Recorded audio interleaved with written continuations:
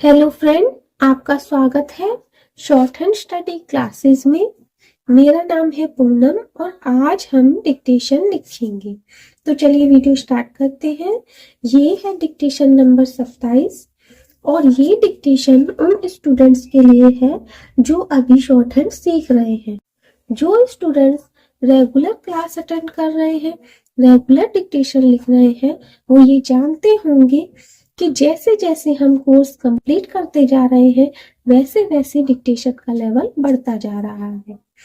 अब एक बात मैं उन स्टूडेंट्स को बोल देना चाहती हूँ जो पहली बार हमारे चैनल पर आए हैं।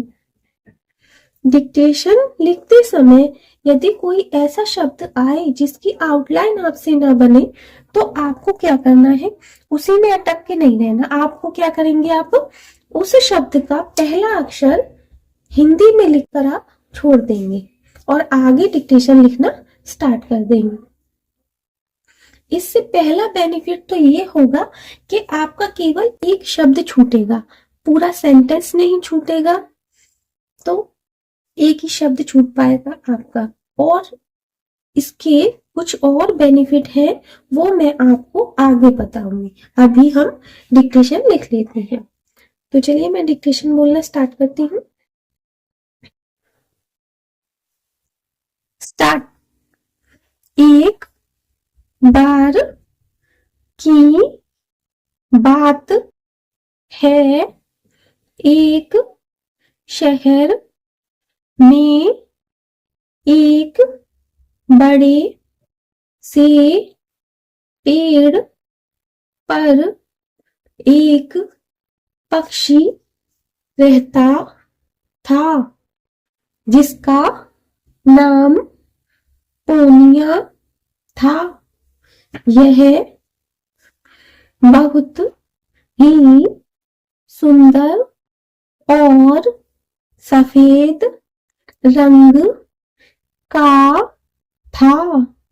पोनिया में एक खास और अद्भुत बात यह थी कि उसका मल थोड़ी देर में सोने में बदल जाता था। यह बात किसी को भी पता नहीं थी।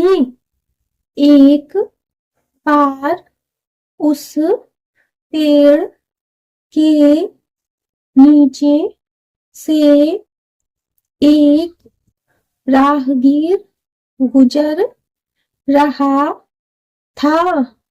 पेड़ के नीचे छाया देख कर उसने सोचा, क्यों ना थोड़ा आराम करने के बाद यहाँ से आगे जाता हूँ। और वह उस पेड़ की छाया में आराम कर ही रहा था कि इतने में पोनिया पक्षी ने उसके सामने मल त्याग कर दिया। जैसे ही पक्षी का मल जमीन पर पड़ा, वो सोने में बदल गया। यह देखते ही राहगीर बहुत खुश हुआ और उसने उस पक्षी को पकड़ने के बारे में सोचा और अपनी गठरी खोलकर उसने एक कपड़ा और कुछ चने निकाले, कपड़े को पेड़ के नीचे बिछा दिया और उस पर चने बिछा दिए। मोनिया चने के दाने देखकर पेड़ के नीचे आकर दाने खाने लगा। राहगीर ने देखा पक्षी दाने खाने में व्यस्त है। मौका मिलते ही उसने कपड़े को चारों तरफ से मोड़ लिया। पौनिया कपड़े में बंध गया। उसके बाद क्या था, राहगीर के खुशी का ठिकाना नहीं रहा। राहगीर पौनिया को अपने साथ अपने घर ले आया और उसे पिंजरे में बंद कर दिया। हर रोज वह पक्षी का मल इकट्ठा करता और बाजार में बेच आता।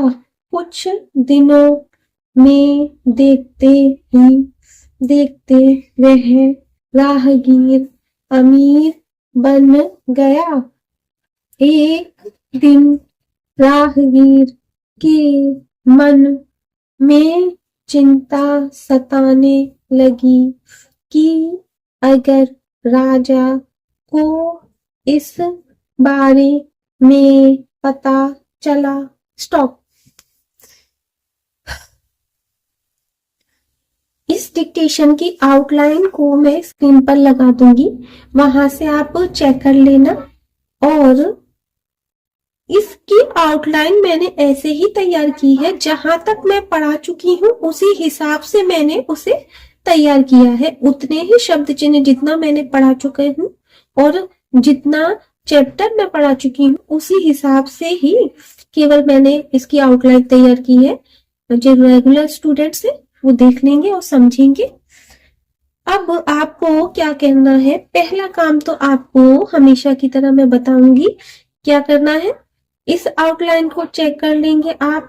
इसकी चेक करने के बाद आपको इस आउटलाइन का ट्रांसलेट करना है हिंदी में।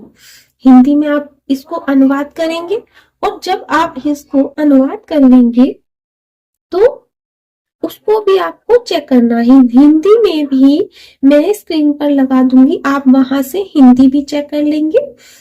तो आप अपनी गलतियों को नोट करेंगे कि हिंदी, देखिए मैंने आपको स्टार्टिंग में बताया था कि यदि आपसे कोई शब्द छूट जाए तो आप उसका पहला अक्षर बनाकर छोड़ दें।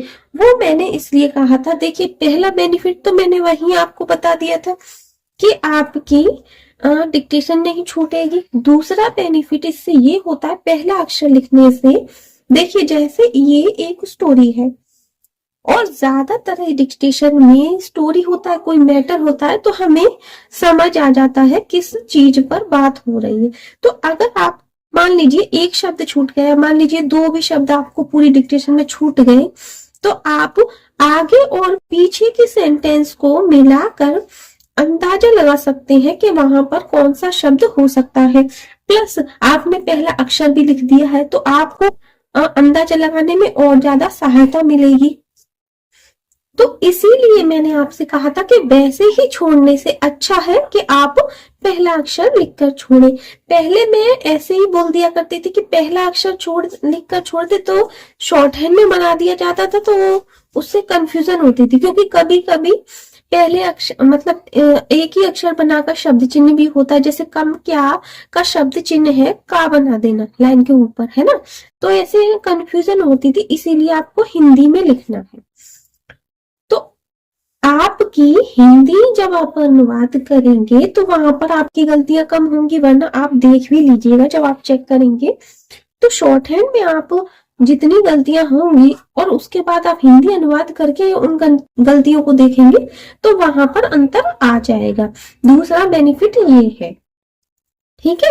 और आपको ये पता चलेगा कि आपकी कितनी गलतियां हैं, इसलिए आपको डिक्टेशन लिखना रेगुलर जरूरी है, प्लस आपको उसका हिंदी अनुवाद भी जरूर करना है। ये नियम बना लें आप कि डिक्टेशन लिखेंगे रेगुलर और उसका हिंदी भी अनुवाद जरूर ही करेंगे।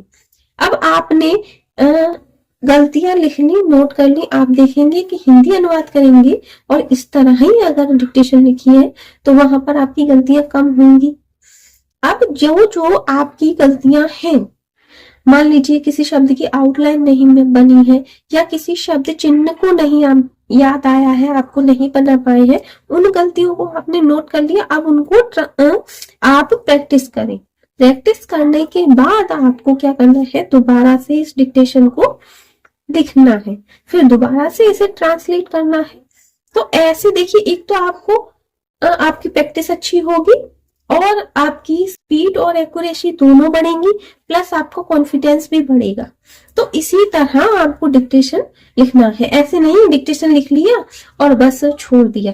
क्योंकि आपको मैं हमेशा बताती आ रही हूँ कि डिक्टेशन जब आप एग्जाम देने जाएंगे, स्किल टेस्ट होगा, वहां पर आपकी आउटलाइन वाली कॉपी चेक नहीं होगी, डिक्टेशन वाली कॉपी चेक नहीं होगी, वहां क्या चेक होगा, आप हिंदी में अनुवाद करके टाइप करेंगे, वहां आपकी गलतियों को चेक किया जाएगा। तो इसीलिए आपको हिंदी अनुवाद करना जरूरी है बहुत ज्यादा।